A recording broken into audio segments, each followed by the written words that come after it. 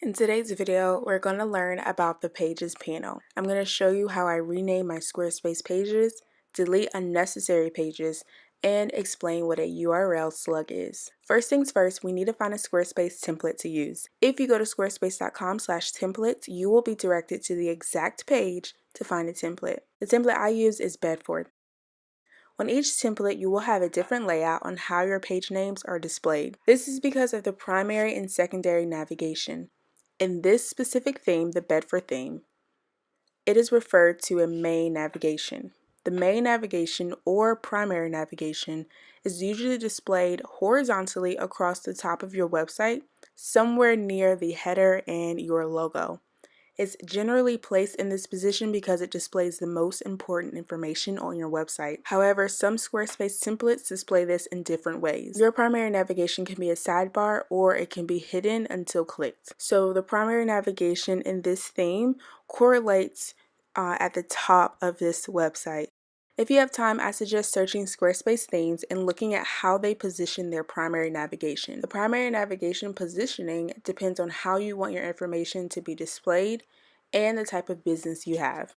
I'm renaming the pages to show you how it would look.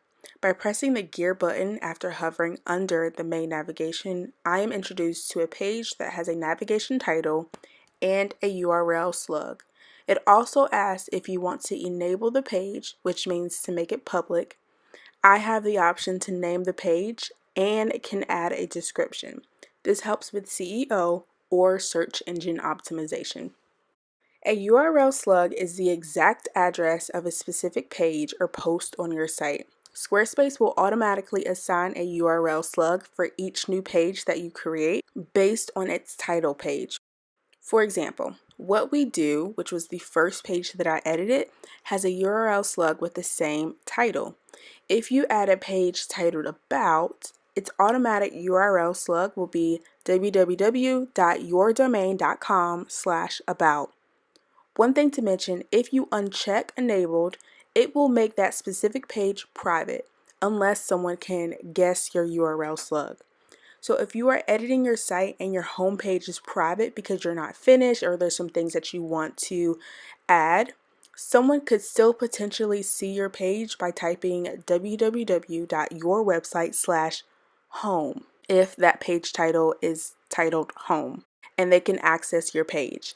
If you put your page on private, make sure to change your URL to something not as obvious to make sure it's hidden. Your secondary navigation is equally important and is usually bolded or highlighted in some way. Your secondary navigation can be beside your primary navigation or it can be its own section. People typically post something really important here like a call to action. This could be book a free consultation or download my freebie. In the Bedford theme, the secondary navigation is actually what I consider a secondary navigation is within the main navigation. So what is bolded or highlighted is the take action.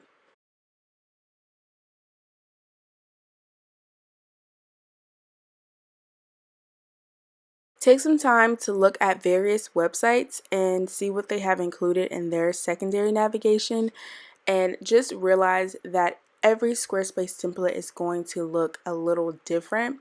So what I consider the secondary navigation as something that's bolded in this specific theme, it's actually within the main navigation. I will show you what the secondary navigation looks like on the Bedford theme so you get a better idea of how that looks. The last thing I wanted to share is what happens when you create a brand new page that isn't a part of the demo theme. I will have separate videos on each topic within the page that pops up when you create a new page. So if you have any questions, don't worry, I will be answering them in a different video. But since I did include this in the video, I wanted to make sure I at least explained what it is and what it looks like. These are all of the options that you have. So within creating a new page, you can have a pre-made layout that helps you kind of figure out the positioning and the look of the individual page that you're creating. You can also create a collections page, and you have the option to create a linked page. So for those of you who have YouTube channels and you want to display it on your website, you could easily just link your YouTube channel and display it on your primary navigation so it's at the top of the page and that people see it. To adjust where a page is, you can easily just click and drag it in the spot that you so choose.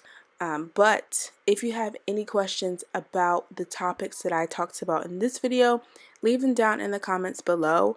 Just know I will be doing some follow-up videos to explain things like folders and indexes, because I know you might have had some questions, but I did not want to address them in this video because I wanted to get some foundational things set in place, and then when the next videos come, I will start to get a little bit more into some specific details within the Pages panel. Thank you so much for watching this video. I hope you enjoyed it and found it very informational. If you have any suggestions, also leave them down below. And if you like this video, give it a like and subscribe if you want to see more content from me. Bye!